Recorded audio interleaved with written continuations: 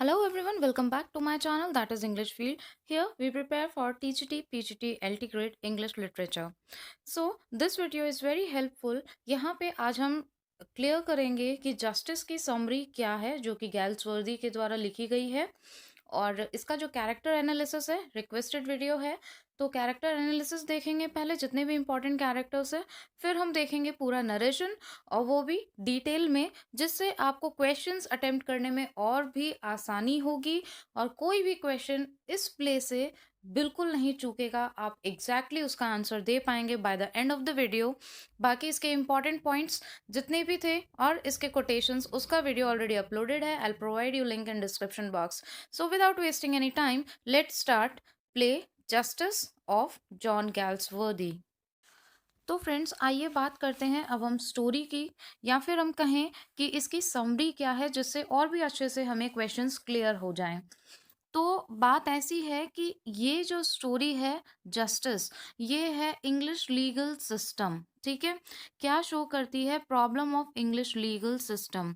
Britain में जिस तरीके का लीगल सिस्टम चल रहा था, जिस तरीके से वहाँ पे किसी के साथ में जस्टिस नहीं हो रही थी, उस कहानी को ये दर्शाता है। क्योंकि आपको पता है गैल्सवर्दी प्रॉब्लम प्ले राइटर हैं, तो उन्होंने इसी चीज़ को, जो इनह्यूमैनिटी है, किस तरीके से इंसान सफ़र करता है, जो इनोसेंट होता है उसको करना पड़ता है सफ़र, और जो कल्प्रिट होता है, वाकई में जो दोषी होता है, वो एकदम क्लीन चिट लेकर निकल जाते हैं। इसीलिए तराजू न्याय का आप देख सकते हैं, और उसी के बारे में ही है हमारी स्टोरी। तो आइए देखते हैं क्या है ये स्टोरी। तो फ्रेंड्स आइए देख लेते हैं कुछ इंपॉर्टेंट कैरेक्टर्स को। तो जो हमारा फर्स्ट कैरेक्टर है वो है James How and Walter how. ये दोनों क्या है? सॉलिसिटर हैं, रिच हैं। ठीक है। फिर आता है Robert Coxon, managing clerk. Robert Coxon इनकी जो जेम्स हाउ और वॉल्टर हाउ हैं, इनके यहाँ पे क्लर्क है, जो मैनेजिंग क्लर्क के नाम से है वहाँ पे, और सारे जितने भी रेवेन्यूज़ वगैरह होते हैं उनको चेकआउट करता है, उनको देखता है। William Falder their junior clerk. William Falder main character है, बहुत ही इंपॉर्टेंट कैरेक्टर है। जब मैं इसकी अभी आपको आगे स्टोरी बताऊंगी, पूरा नरेट करूंगी, तो you will understand much better. तो विलियम फाल्डर ही वो कैरेक्टर है जो मेन कैरेक्टर है और जो सफ़र करता है, जो पूरी स्टोरी का बेस है, और ये जूनियर क्लर्क है। Then we come to Sweedle their office boy. Sweedle office boy है। विस्टर डिटेक्टिव है, इसका भी एक रोल है बीच में। Then we come to Cowley, COWLEY। May be clear नहीं हो इसलिए मैं स्पेलिंग बता देती हूँ आपको। कावले है इनका cashier. Now see mister justice Floyd, ये जज हैं। जस्टिस फ्लॉयड इंपॉर्टेंट कैरेक्टर है, और इन्होंने ही फैसला सुनाया था फाल्डर के खिलाफ। हरोल्ड क्लीवर, जो कि बहुत ही क्लेवर भी हैं, एन ओल्ड एडवोकेट, वो ओल्ड एडवोकेट हैं। हेक्टर फ्रोम, यंग एडवोकेट हैं। देखिए यहाँ पे मैंने कॉमा दिया हुआ है, ये यंग एडवोकेट हैं। ये दोनों जो एडवोकेट हैं बहुत ही इम्पॉर्टेंट हैं, क्योंकि जो फ्रोम है और क्लीवर है, कौन किसके लिए फाइट करता है, किसके अगेंस्ट करता है, ये क्वेश्चन आ सकता है, तो ये दोनों ही इम्पॉर्टेंट हैं। Edward Clement, prison doctor. ठीक है, जो जेल में जो डॉक्टर होते हैं वो है एडवर्ड क्लीमेंट। कैप्टन डेंसन, वीसी, अब प्रिजन गवर्नर, जो प्रिजन में हेड होते हैं, गवर्नर होते हैं जेल के, प्रिजन के, वो हैं captain Danson. Then we come to Wooder, ये वार्डर है, chief warder Wooder. Then rev Hugh Miller, Miller बहुत ही इंपॉर्टेंट कैरेक्टर है, a prison chaplain. Chaplain actually उसको बोलते हैं, या तो जो प्रीस्ट होते हैं जो हॉस्पिटल में वर्क करते हैं, या फिर स्कूल को लुक आफ्टर करते हैं, और वो प्रीस्ट होते हैं। ठीक है। Ruth Honeywill, a woman. Ruth और फाल्डर, इन्हीं दोनों का अफेयर चलता है। ठीक है, मैरिटल अफेयर होता है, जो कि ब्रिटेन के टाइम पे अच्छा नहीं माना जाता है, ब्रिटेन में उस टाइम पे, उस ज़माने में। क्लिफ्टन कन्विक्ट है। मोनी कन्विक्ट है। ओ क्लेयरी, ये भी कन्विक्ट है। बहुत छोटे छोटे रोल आते हैं इनके, लेकिन बहुत इंपॉर्टेंट रोल है इस पूरी स्टोरी को बेस देने के लिए। So let's see what is the story now. Friends, यहाँ पे मैंने बैक में आपको इस प्रिज़न की इसलिए पिक दी है क्योंकि ये प्रिज़न से ही रिलेटेड है, पूरी स्टोरी उसी पे बेस्ड है। तो बैकग्राउंड में हम इसे लेके चलेंगे जिससे आपके माइंड में भी पिक्चर बहुत आसानी से क्लियर हो सके।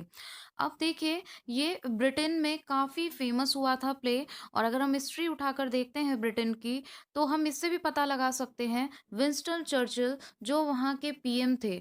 तो जिस समय ये प्ले वहाँ पे परफॉर्म किया जा रहा था या फिर कह सकते हैं थिएटर में दिखाया जा रहा था, तो पीएम ने खुद जाके इसको अटेंड किया था, इसको देखा था ड्यूक ऑफ यॉर्क्स थिएटर में, ठीक है? तो वहाँ पे पीएम ने खुद ने इसे देखा था, तो इसकी प्ले की इम्पोर्टेंस बहुत ज़्यादा थी और ये बहुत ही फेमस हुआ था। अब इसमें 3 ऐसे कैरेक्टर्स हैं जो पूरे प्ले में मेन रोल प्ले करते हैं। एक कैरेक्टर है जेम्स हाउ, एक हैं वॉल्टर हाउ और एक हैं फाल्डर। फाल्डर जो कि बहुत ही गरीब है और ये एक जूनियर क्लर्क है। तो जो ओपनिंग सीन होता है वो स्टार्ट होता है जेम्स हाउ और वॉल्टर हाउ से। जेम्स हाउ ने एक चेक जारी किया था जो कि 9 पाउंड का था और उसे 90 पाउंड में बदल कर कैश करा लिया गया था। अब जेम्स हाउ को टेंशन हो गई और उन्होंने अपने सन वॉल्टर हाउ से इस चेक के बारे में पूछा। तो फिर वॉल्टर हाउ ने रॉबर्ट कोक्सन से पूछा और रॉबर्ट कॉक्सन इनके मैनेजिंग क्लर्क हैं, इन दोनों सॉलिसिटर्स के।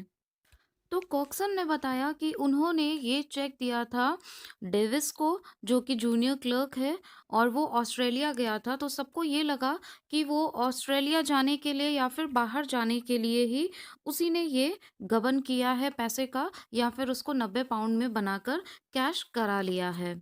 अब जो बैंक के कैशियर हैं काउले, तो उन्होंने बताया कि उन्होंने ये चेक फाल्डर को दिया था जो कि हीरो है इस प्ले का, और फाल्डर ने ही इस चेक को कैश कराया है, उन्होंने उसकी पहचान कर दी।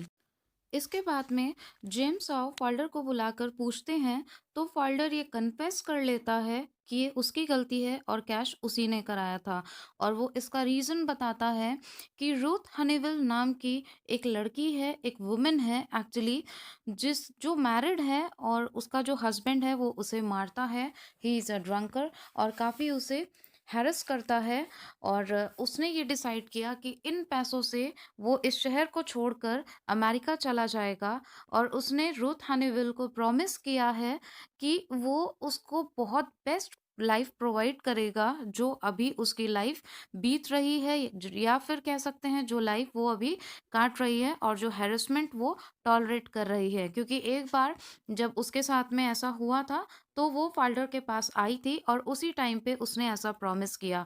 तो वो इन पैसों से अमेरिका जाना चाहता था और उसकी हेल्प करना चाहता था रूथ हनीवेल की। कैरेक्टर्स की स्पेलिंग में अगर आपको प्रॉब्लम हो तो जो मैंने चार्ट अभी आपको दिखाया था वहाँ से आप देख सकते हैं। इस बात को सुनने के बाद में जो वॉल्टर हाउ है, जेम्स हाउ का बेटा, तो उसने माफ़ करने के लिए बोला फाल्डर को और उसे छोड़ देने के लिए कहा, प्लीड किया, रिक्वेस्ट की। बट जेम्स हाउ बहुत ही स्ट्रिक्ट थे और लॉ की बहुत वैल्यू करते थे, बहुत रिस्पेक्ट देते थे।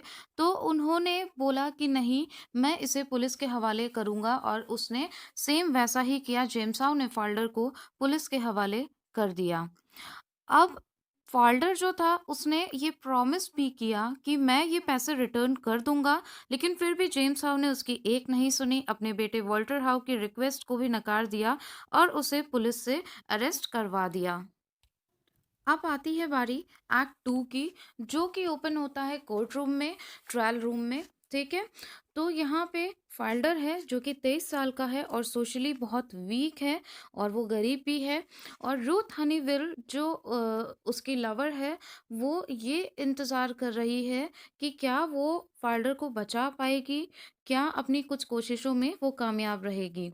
अब यहाँ पे फ़ोल्डर के जो लॉयर हैं, हेक्टर फ्रोम, ये मैंने आपको बताया भी है कि कौन-सा लॉयर किसके अगेंस्ट फाइट करता है, उसको आपको ज़रूर ध्यान देना है। तो फ़ोल्डर की तरफ से जो केस लड़ते हैं वो है हेक्टर फ्रोम। तो वो इस केस को लड़ रहे हैं और बहुत ही इफ़ेक्टिव स्पीच भी देते हैं। फाल्डर के फ़ेवर में, जो कि एक्ट 2 की जान है, या फिर आप कह सकते हैं कि काफ़ी दमदार उन्होंने स्पीच दी है। अब यहाँ पर वो अपने केस को स्ट्रॉन्ग कैसे बनाते हैं? फ्रोम ये नहीं कहते कि फ़ॉल्डर ने कोई गलती नहीं की है, लेकिन वो ये पिक्चराइज़ करने की कोशिश करते हैं, ये शो करने की कोशिश करते हैं कि जो भी फ़ॉल्डर ने किया है, वो किसी रीज़न से किया है, तो सोशल बैकग्राउंड या फिर हम बोलें कि सामाजिक जीवन भी किसी न किसी कल्प्रिट की गलती के पीछे ज़िम्मेदार होता है। और सेम वही पिक्चर हुई है फ़ॉल्डर के साथ में। रूथ हनीवेल को परेशान करता था उसका हस्बैंड, वो उसके ऊपर डोमेस्टिक वायलेंस करता था, अत्याचार करता था, और उसकी हेल्प करने के लिए एक्चुअली वाइल्डर ने ऐसा स्टेप उठाया, और इस वजह से वो उसकी हेल्प करना चाहता था, तो वो इसे इनोसेंट प्रूव करना चाहते हैं और दिखाना चाहते हैं कि उसने हेल्प की है। और एक्चुअली अगर हम देखें तो रियलिटी भी यही है कि फाल्डर ने उसकी हेल्प ही की थी, उसको ऐसी लाइफ से बाहर निकाल के। और फाल्डर की इस एक्ट से, इस डीड से वो इसे पूरा इमोशनली कनेक्ट करना चाह रहे हैं, और इस तरीके से जज के सामने पेश करते हैं। अब हैरोल्ड क्लेवर, जो कि काफ़ी एजेड भी हैं और फेमस हैं, एक रेनाउंड लॉयर हैं, जो कि हैरोल्ड क्लेवर से आप देख सकते हैं कि बहुत क्लेवर भी हैं, और वो अपनी दलीलों से जस्टिस फ्लॉयड, जो कि जज है, उनको मजबूर कर देते हैं फाल्डर को सज़ा देने के लिए, और वो अपनी दलीलों को इस तरह से पेश करते हैं कि फाल्डर जो है गिल्टी प्रूव हो जाता है, और उसे 3 साल की सज़ा सुनाते हैं। सज़ा इस बेस पे होती है, एक तो उसका रीज़न होता है पैसों का गबन करना, और दूसरा रीज़न होता है कि एक्स्ट्रा मैरिटल अफेयर रखना, जो कि उस ज़माने में बिल्कुल भी सही नहीं माना जाता था, क्योंकि रूथ हनीवेल जो थी वो मैरिड थी। अब रूथ हनीवेल बहुत ही सोशली वीक हो गई है, फाल्डर का भी वही है, दोनों लोग काफ़ी गुहार लगाते हैं जज से, अपनी दलीलों को पेश करने की कोशिश करते हैं, लेकिन उन गरीबों की आवाज़ को कोई नहीं सुनता, जबकि वो दोषी भी नहीं होते हैं। और इसमें जस्टिस क्या होती है, रूथ का जो रिच हस्बैंड होता है, उसको सज़ा देने की बजाय सज़ा मिलती है उस गरीब को, जो कि फाल्डर है, जबकि वो चुराए हुए जो पैसे हैं उनको लौटा भी देता है, फिर भी उसको सज़ा मिलती है। तो इसी लीगल सिस्टम को यहाँ पे ऑथर ने प्रेजेंट करने की कोशिश की है। अब आइए हम बढ़ते हैं हमारे एक्ट 3 की तरफ। अब इस एक्ट में कॉक्सन मिलता है डैनसन से, कैप्टन डैनसन से, जो कि गवर्नर हैं उस जेल के। और ये कॉक्सन जाके बोलता है कि मुझे फाल्डर की सिस्टर ने भेजा है उसका हालचाल जानने के लिए कि वो कैसा है, और पूरी स्टोरी बताता है कॉक्सन, सॉलिसिटर्स ने किस तरीके से उसको जेल भेजा, फाल्डर की क्या स्टोरी रही थी, ये सारी बातें कॉक्सन बता देता है कि ये रीज़न था, रूथ हनीवेल बहुत ज़्यादा टॉर्चर की जाती थी उसके हस्बैंड के द्वारा, इस वजह से उसने उसकी हेल्प करने के लिए, और वो उससे प्यार भी करता था, इस वजह से उसने उसको इस सिचुएशन में निकालने के लिए ये सारी चीज़ें की। वो कोई प्रोफेशनल क्रिमिनल नहीं है, वो एक मेंटल स्टेट, एक मेंटल टॉर्चर को सफ़र कर रहा है इस टाइम। फिर कॉक्सन ने रिक्वेस्ट की कि उसे फाल्डर से मिलने दिया जाए, तो उन्होंने मना कर दिया गवर्नर ने कि मैं मिलने की इजाज़त नहीं दे सकता, क्योंकि फाल्डर को सेल में अकेले रखा गया है, तो उसे किसी से भी मिलने की परमिशन नहीं है। अब कॉक्सन ने सारी चीज़ें बता ही दी थी, लेकिन फिर भी कॉक्सन बोलता है कि आप मेरा मैसेज फाल्डर तक पहुंचा दीजिएगा कि Ruth is waiting outside, Ruth बाहर वेट कर रही है फाल्डर का। अब ये सारी बातें हर्क मिलर, जो कि जेल में प्रीस्ट हैं, वो सुन लेते हैं, और वो डिनाई करते हैं कि फाल्डर कोई भी मेंटल स्टेट से सफ़र नहीं कर रहा है, और वो डॉक्टर को भी बुलाते हैं जिसका नाम है एडवर्ड क्लीमेंट। तो उसको बुलाते हैं और बोलते हैं कि उसकी हेल्थ का चेकअप करें, जो कि क्लीमेंट ये बताता है कि उसकी हेल्थ पे ऐसा कोई प्रभाव नहीं पड़ रहा जिस तरीके का कॉक्सन बता रहे हैं, वो सिर्फ नॉर्मली नर्वस है, जो कि हर कैदी रहता है। Coxon is a good man in the story. तो कॉक्सन दोबारा से प्लीड करते हैं, याचना करते हैं गवर्नर से कि कम रूथ को तो मिलने दे फाल्डर से, जिससे वो थोड़ा बहुत कंसोल होगा, क्योंकि वो एक मेंटल प्रेशर से गुजर रहा है, वो प्रोफेशनल क्रिमिनल नहीं है। इस टाइप की बातें वो बोलता है, लेकिन डेंसन साफ साफ मना कर देता है, क्योंकि क्लीमेंट, जो एडवर्ड क्लीमेंट डॉक्टर है, उसने भी बताया कि ऐसी कोई मेंटल स्टेट उसकी नहीं है। अब रीज़न ये था अकेला रखने का फाल्डर को। आप सोच रहे होंगे कि क्यों अकेला रखा गया सेल में। तो इसमें 3 कन्विक्ट भी कैरेक्टर चार्ट में मैंने आपको बताए हैं। एक है मॉनी, एक है ओ क्लियरी और एक है क्लिफ्टन। तो इन तीनों को अकेले रखा गया था किसी रीज़न से। जो कन्विक्ट मॉनी है, उसने विंडो को आरी से काट दिया था। मीन्स अपने हाथ से ही आरी बनाई थी और उससे उस विंडो को काट दिया था। ओ क्लियरी क्या करता था, डेली सुबह सुबह सेल के डोर को बहुत जोर जोर से बीट करता था, बजाता था, जिससे कि जेल का जो भी डिसिप्लिन था वो बहुत ज़्यादा डिटोरिएट हो रहा था, डिस्ट्रॉय हो रहा था, तो उसको अलग से रखा गया। फिर क्लिफ्टन था। तो जब गवर्नर जाते हैं दौरे पे, तो क्लिफ्टन बोलता है कि मैं बूढ़ा हो गया हूँ, मुझे इस सेल में अब नींद नहीं आती है। तो ये सारे कुछ रीजंस थे। और साथ ही जब वो जाते हैं देखने पूरी जेल को, तो वो फाल्डर से भी मिलते हैं। फाल्डर भी सेम चीज़ बोलता है कि मुझे इस जेल में नींद नहीं आती। तो गवर्नर उसको सजेस्ट करते हैं कि stop worrying about the outer world, बाहर की दुनिया के बारे में सोचना बंद करो और यहाँ पे रहने की आदत डालो, because you have to spend your 3 year in this jail only. तो वो बोलते हैं इस प्रिजन में ही तुमको रहना है, तो उसकी आदत डाल लो। और फिर गवर्नर क्लीमेंट, जो एडवर्ड क्लीमेंट है, डॉक्टर से फिर से चेकअप भी कराते हैं। तो क्लीमेंट का कहना होता है कि ऐसा कुछ भी नहीं है, फाल्डर सिर्फ एक mental state means nervousness feel कर रहा है, इससे ज़्यादा और कुछ भी नहीं है। अब फाल्डर जो उस जेल में अपना टाइम काट रहा था, उसको वो फील हो रहा था जैसे कि वो खुद एक जानवर हो, जिसके पास में बाहर की कोई भी आवाज़ नहीं आती। मीन्स वो बहुत ही लोनली फील कर रहा था, आप कह सकते हैं।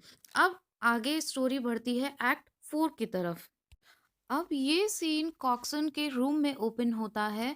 2 साल बाद फाल्डर को छोड़ दिया गया था, मीन्स 3 साल की उसकी सज़ा थी, लेकिन 2 साल में ही उसे छोड़ दिया गया था, ये बोलते हुए कि उसे हर हफ्ते वीकली डिटेक्टिव के पास जाकर रिपोर्ट करनी होगी, जस्ट लाइक कि किसी पुलिस स्टेशन में रिपोर्ट करते हैं। In the same way he had to follow these rules.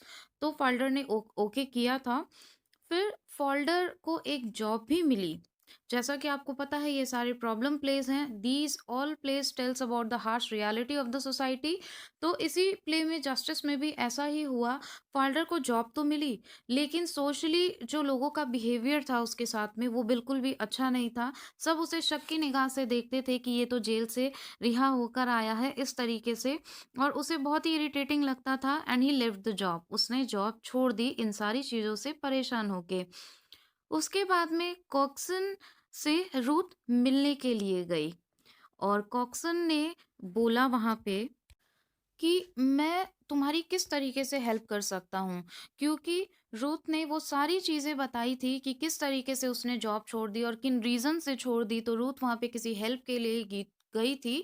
तो कॉक्सन ने उसे एक हेल्प ऑफर की और पूछा कि how I can help you. तो रूथ ने बोला कि मैं अकेले 2 बच्चों का खर्चा नहीं उठा सकती, तो क्या आप दोबारा से फाल्डर को जॉब नहीं दे सकते? कॉक्सन ने एज़ सच कोई प्रॉमिस तो नहीं किया यूथ से, बट अश्योर किया कि he will talk to James How and Walter How, और जो कि दोनों सॉलिसिटर्स हैं। तो जब कॉक्सन वहाँ से चली गई, तो सॉरी, जब रूथ वहाँ से चली गई, तो कॉक्सन जाकर के फाल्डर से मिलते हैं और बताते हैं कि मैं ये सोच रहा हूँ कि तुम्हारी जॉब के बारे में, नौकरी देने के लिए जेम्स हाउ और वॉल्टर हाउ से बात करूँ।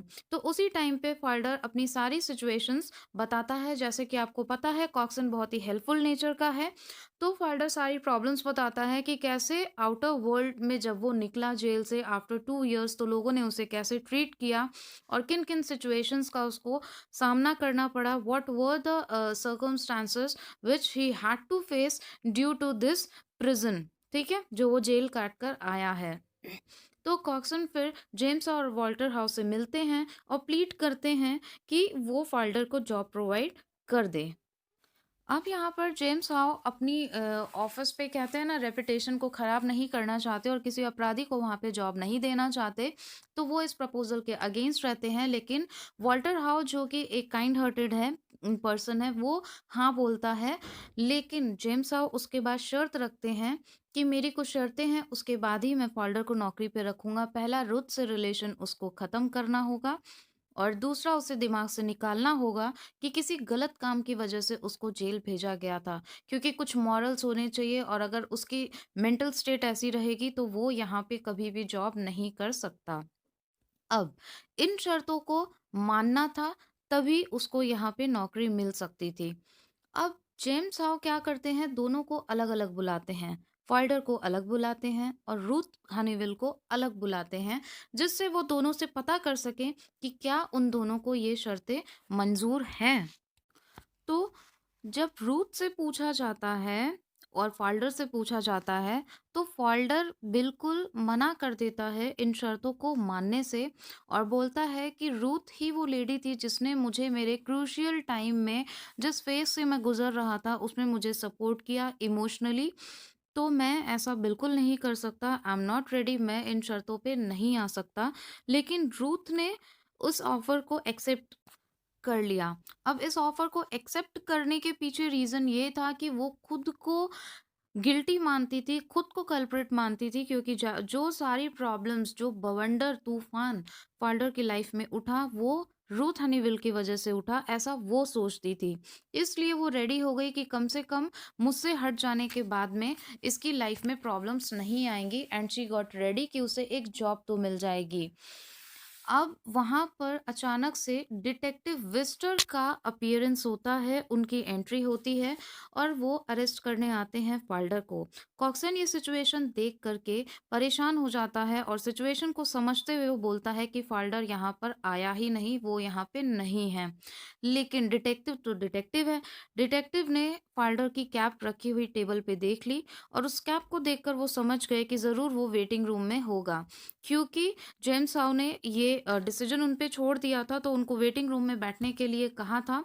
वेटिंग रूम में जाकर के फाल्डर उसे अरेस्ट कर लेता है और सीढ़ियों से वापस लेकर के आने लगता है। जब सीढ़ियों से उतार रहा होता है वो फाल्डर को, तो फाल्डर खुद जानबूझ के वहाँ पे गिर जाता है और उसके गले की हड्डी टूट जाती है एंड ऑन द स्पॉट उसको उसकी मौत हो जाती है, वो मर जाता है। ये अचानक से नहीं हुआ, उसने जानबूझकर ऐसा किया क्योंकि उसे ये न्यूज़ मिल जाती है कि रूथ हनीवेल ने मना कर दिया है और बोल दिया है कि मैं उससे रिलेशन ख़त्म करने के लिए तैयार हूँ, जिसकी वजह से वो पूरी तरीके से टूट जाता है। और जब वो देखता है कि उसे अरेस्ट किया जा रहा है, क्योंकि उसने 2-3 हफ्ते से रिपोर्ट नहीं की थी डिटेक्टिव के पास जाकर, जो कि उसे करनी थी, तो वो खुद ही ऐसा करता है। और जब ऐसा देखते हैं, गिरने की आवाज़ सुन के सभी लोग वहाँ पर आते हैं। रूथ जब इस सिचुएशन को देखती है, इस सीन को देखती है, तो अनकॉन्शियस हो जाती है, सँभाल नहीं पाती खुद को। तो वहाँ पे प्रेज़ेंट जो लोग रहते हैं, जेम्स हाउ, वॉल्टर हाउ और कॉक्सन, वो लोग आकर उसको सँभालते हैं। और वहाँ पे कॉक्सन का एक बहुत ही इम्पोर्टेंट स्टेटमेंट, जो कि कॉक्सन का स्पीच या फिर आप स्टेटमेंट कह लीजिए होता है। कॉक्सन बोलता है कि no one would touch the body of Falder now. क्यों वो ऐसा बोलता है? क्योंकि इतने उसने दुःख झेले, इतनी परेशानियाँ झेली, तो वो बोलता है अब फ़ाल्डर की बॉडी जो है रेस्ट में है, अब वो जेंटल जीसस की सिक्योरिटी में है, वो उनके साथ में सेफ़ है। अब कोई भी सोशली उसे परेशान नहीं करेगा, कोई भी उसके ऊपर किसी तरीके का ब्लेम नहीं लगाएगा और कोई भी प्रॉब्लम्स अब उसको फ़ेस नहीं करनी पड़ेगी, he is safe with Jesus. तो ये एक बहुत ही टच करने वाली स्टोरी है। ब्रिटेन की करप्ट जो न्याय व्यवस्था है, जो लीगल सिस्टम है, गरीब जिसको कि इतना कुछ फेस करना पड़ा और जो कि अमीर था जिसकी वजह से ये सारी चीज़ें हुई, वो फ्री घूमा। उस पर किसी ने ना ब्लेम किया, ना किसी ने कोई पॉइंट आउट किया, क्योंकि गरीब मजबूर था, तो उसको ये सारी चीज़ें फेस करनी पड़ी। यही था legal system of Britain of that time, जिसको ऑथर ने शो करने की कोशिश की। I hope you all like it. If you are visiting my channel for the first time, so please do subscribe the channel and hit the bell icon so that यहाँ से कोई भी नया वीडियो पोस्ट होता है तो उसका notification आपको सबसे पहले मिल जाए। वीडियो अगर आपको हेल्पफुल लगा हो तो प्लीज़ एक लाइक ज़रूर करके जाना और इसको शेयर करिएगा जिससे कि बाकी की हेल्प हो सके। Knowledge is name of sharing. And if you have any of the question in your mind और you want me to explain any topic, so please to comment in comment box और अपना feedback भी ज़रूर दीजिएगा because this channel is for you, these topics are for you.